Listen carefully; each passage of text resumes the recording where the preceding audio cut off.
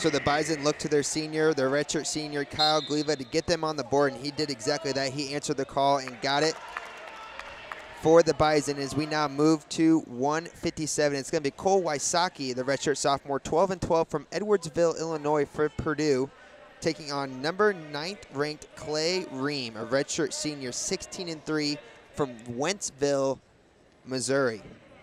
So first ranked wrestler of the day for the Bison, and it's their most touted wrestler on the lineup that we're going to see all evening. Yeah, he's got quite a few wins, getting a win against ranked opponents at Cornell, from Ryder, and from Wyoming, Pitt. All these getting wins against very good opponents. So if Wysocki's able to come away with this, it'll be a very good win, to say the least. Wysocki in a tough weight class when it comes to the Big Ten Conference. He's had 5 ranked opponents. He's still looking for his first win. And what an upset it would be if he could do it here on the home mat.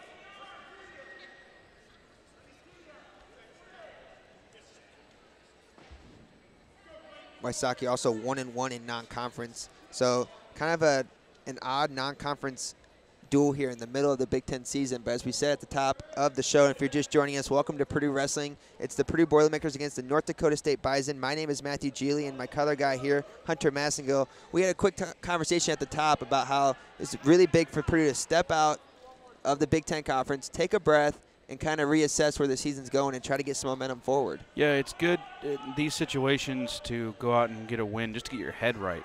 You know, they're coming off, as we talked about, coming off of 4 consecutive losses to Big Ten opponents, some tough losses that could have gone either way, like Nebraska and Illinois, and then a big loss that they took at Penn State. So it's important to come into these matches to get wins just to get your head right heading to a big opponent in Ohio State.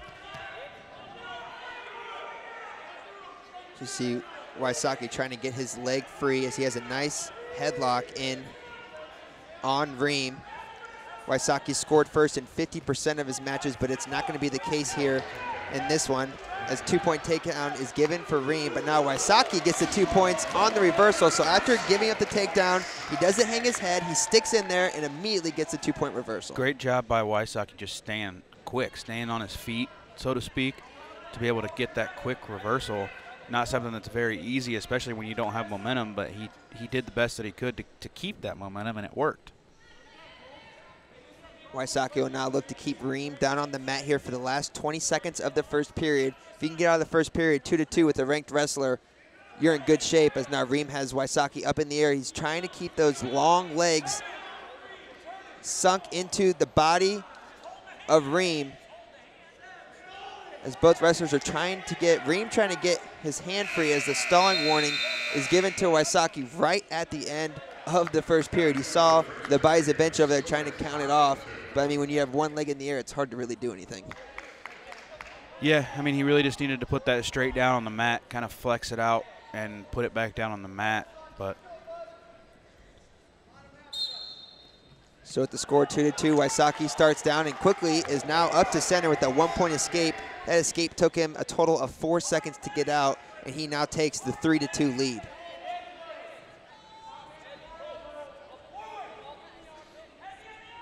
Cole Wysocki, another guy that's splitting time with Griffin Perriott at that spot. Griffin Perriott a little banged up, not able to go tonight.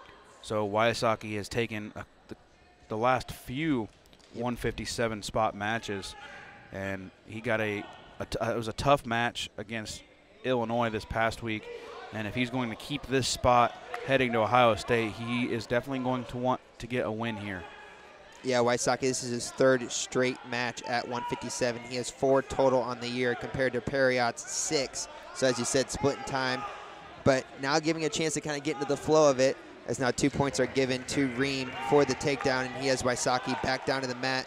But as we've seen earlier in this match, it doesn't take Cole Wysocki long to get out. Let's see if he can do that here again as he gets to that base. Yeah, great job, wide base, standing up. Gonna try and break those hands. And just like that, he does break the hands and gets the 1-point escape. So back and forth we go here in the second period. The score 4-4. It has been a very competitive match for both sides.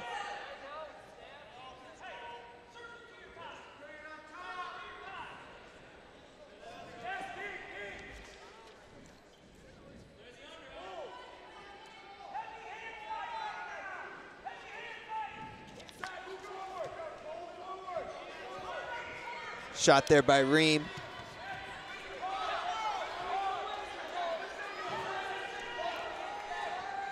Wysocki trying to fight it off and keep those hands off of his long, lanky legs. Ream's got a nice hold of that left leg. See if Wysocki can hold on, and he does. No points given as the Purdue bench and the Boilermaker faithful give him a round of applause because that was huge not to give up the 2 points there at the end of the period. Yeah, I mean, that was a great period overall for Wysocki as he goes into this on top into this third period. 4-4. He's in a good place right now. So Ream starts down here trying to get the 1 point escape here to take the lead in the match. Wysocki back on top, trying to keep him sunk down the mat. Ream, a good job getting to his base, good back pressure, and a textbook escape there from a very talented wrestler.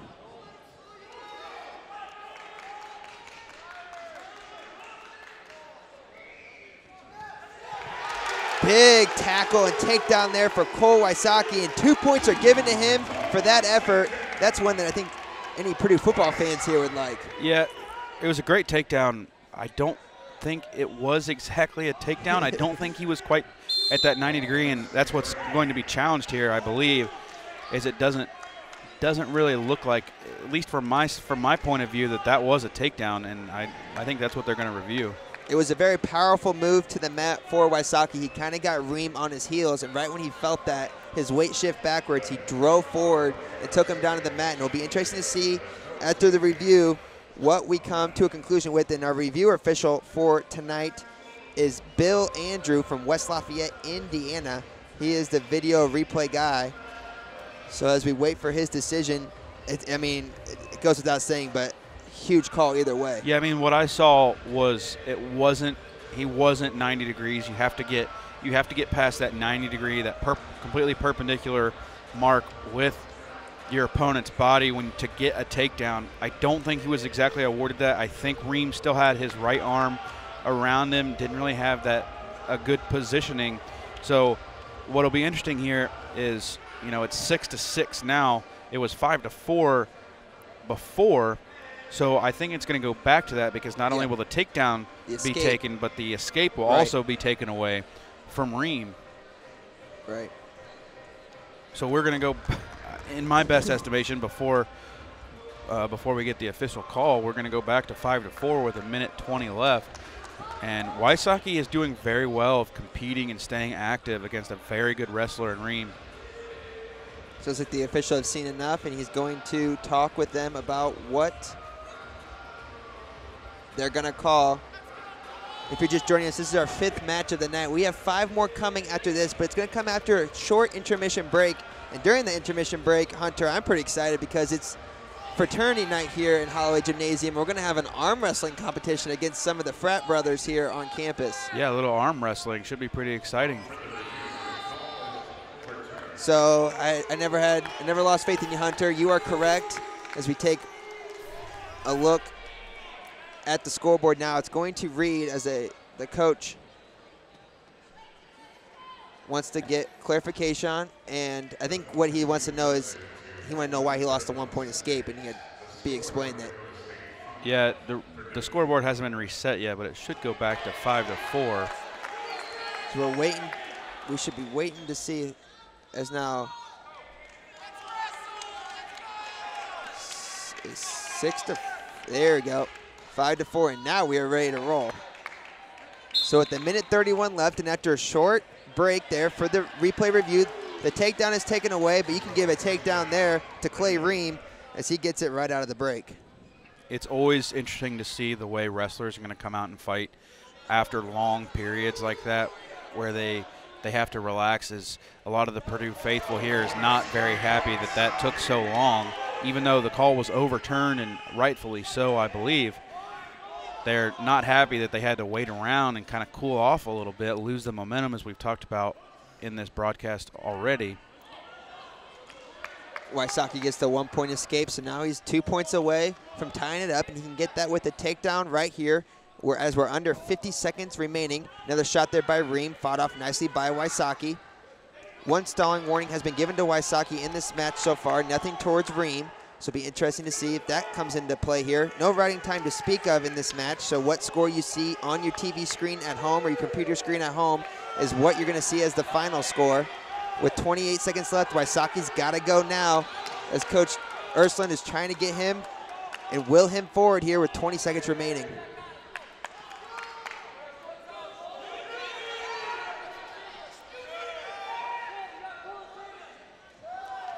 Ten seconds left now. Wysocki's got to go. Takes a shot at that left leg. Very lazy shot by Wysocki. Not what you want to see. He looks exhausted. Not what you want to see late in the third period.